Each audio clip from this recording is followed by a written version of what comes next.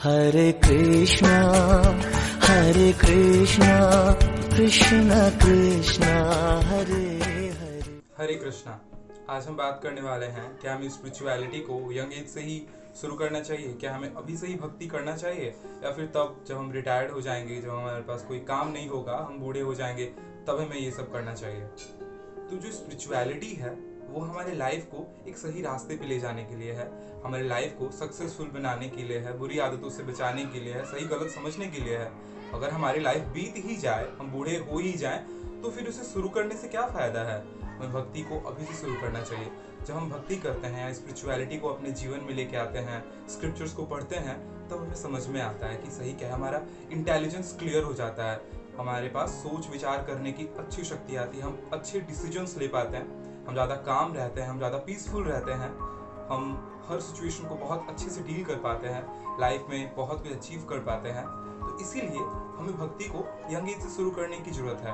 अगर कोई बोल भी ले कि चलो मैं अभी नहीं करूँगा, मैं एक एज के बाद जब मैं रिटायर्ड हो जाऊँगा तब मैं भक्ति करूँगा, लेकिन ऐसा करना पॉसिबल नहीं है, क्योंकि एक एज के बाद या एक एज तक हमारा सोच विचार बनता है, मतलब हमारी जो दृष्टिकोण है, हमारा जो आइडियोलॉजी, हमारा जो विचारधारा है, एक एज तक बनता है। उसके बाद वो वैसा बन जाता है। अब हम पूरी जिंदगी उसी तरह से सोचते हैं या हर चीज को उसी तरह से देखते हैं। एक उम्र में, एक एज पे जाके वो बदल नहीं सकता है। जैसे मिट्टी का घड़ा, जब तक वो कच्चा होता है तब तक हम उसे कोई नया शेप दे सकते हैं, उसे बदल सकते हैं, और जैसे जैसे वो सूखता जाता है, जैसे जैसे वो पक्का होता जाता है, वैसे वैसे उसको शेप देना उतना ही मुश्किल होता जाता है। एक टाइम पे जब वो पूरी तरह से पक जाता है तब उसे शेप देना इम्पॉसिबल हो जाता है, तब उसे हम थोड़ा सा भी मोड़ नहीं सकते हैं। उसी तरह अगर हम अभी से भक्ति शुरू करते हैं, शास्त्रों को अपने जीवन में उतारने का प्रयास करते हैं, तो हम उसे कर पाएंगे, क्योंकि अभी हमारी जो सोच है, हमारी जो आइडियोलॉजी है, वो तैयार हो रही है। एक एज के बाद वो बंद हो जाएगा या वो बन जाएगा, और हम पूरी जिंदगी उसी तरह से सोचेंगे। एक एग्जाम्पल लेते हैं, एक मैं छोटी सी स्टोरी सुनाता हूँ। एक पिता थे, वो रिटायर्ड हुए, उनके 3 बेटे थे। बड़े बेटे ने उन्हें बहुत बड़ी कार गिफ्ट की, दूसरे बेटे ने उन्हें एक बहुत बड़ा घर, 50 कमरों का एक घर उन्हें गिफ्ट किया।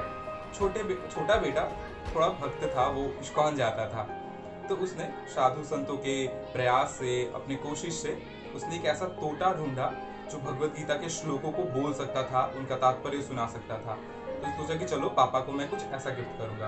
तो तीनों बेटों ने अपने पापा को रिटायरमेंट पे ये गिफ्ट दिया। और 6 महीने के बाद जब वो तीनों बेटे अपने पापा से मिलने के लिए आए, तो पापा ने अपने बड़े बेटे को डांटा, क्या अजीब सी कार दी थी तूने, गली में फंस जाता है, घर तक आ ही नहीं पाता है।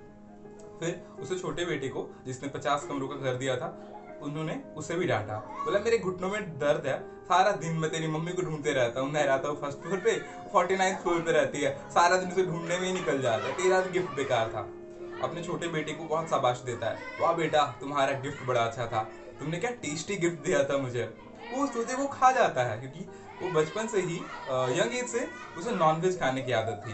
तो हम उससे ये उम्मीद नहीं कर सकते कि एक एज के बाद, मतलब जब वो बूढ़ा हो जा रहा है, तब वो अपने सोचने समझने का तरीका बदल लेगा। ऐसा नहीं होता है। हमें भक्ति को अभी से ही शुरू करने की जरूरत है, क्योंकि हमारा सोच अभी बन रहा है। जब हम भक्ति में आ जाएंगे तो हम अपने लाइफ को अच्छे से सुधार पाएंगे, उसे एक सही दिशा में लेके जा पाएंगे। एक और बात मैं कहना चाहूँगा, अगर हम भावनात्मक दृष्टि से देखें, भगवान को अपना जीवन समर्पित करने की दृष्टि से देखें, तो अगर हमारे घर पे कोई मेहमान आता है, तो उसे अगर हम फंगस लगे हुए लड्डू, पुराने लड्डू देते हैं, तो क्या बोलेगा? मतलब इनका कोई भी तरीका नहीं है किसी को सम्मान करने का, किसी की मेहमान नवाजी करने की। पुराने लड्डू दे देते हैं, फंगस लगे हुए लड्डू दे देते हैं किसी को खाने के लिए, हमें बहुत बुरा लगेगा। हाँ, पर भगवान फिर भी दयालु हैं, अगर उन्हें फंगस लगे हुए लड्डू भी दिए जाए प्यार से, तो वो उसे एक्सेप्ट करते हैं। पर भगवान ज़्यादा खुश होंगे जब उन्हें फ्रेश लड्डू दिए जाएं।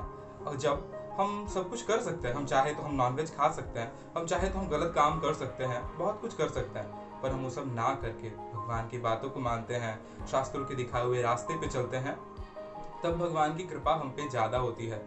उस पे भी भगवान कृपा करेंगे, पर क्या उस पे ज्यादा कृपा करेंगे? उसके ना मुंह में दांत है ना पेट में आंत है, और वो बोलेगा कि मैंने नॉनवेज खाना छोड़ दिया।